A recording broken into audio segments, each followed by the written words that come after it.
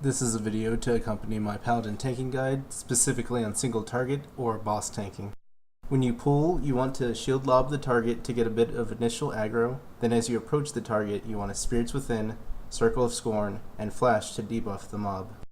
During this time, you should be moving the target into position should there be special positioning required.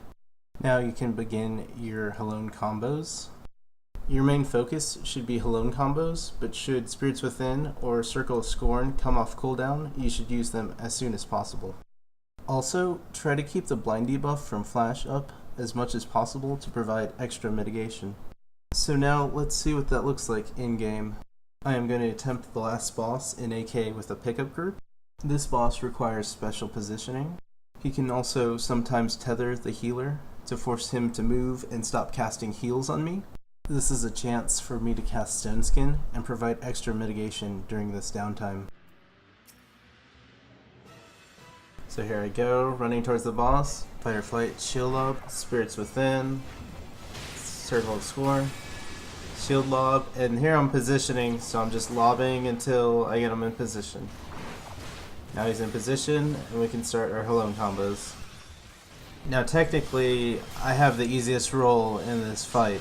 I do have the ability to possibly put up Fracture, shield swipe, do a little bit of extra DPS, but I prefer to just create a bunch of threat.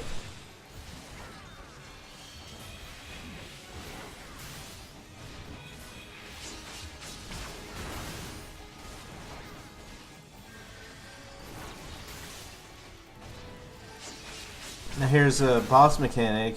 You can see the healer has to move, so I'm casting Stone Skin on myself so that I'm safe while the healer repositions and make sure he doesn't get hit by that boss mechanic.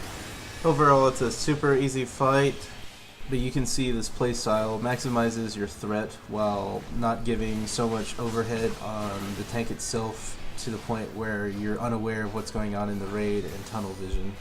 I'm able to have quite a bit of raid awareness.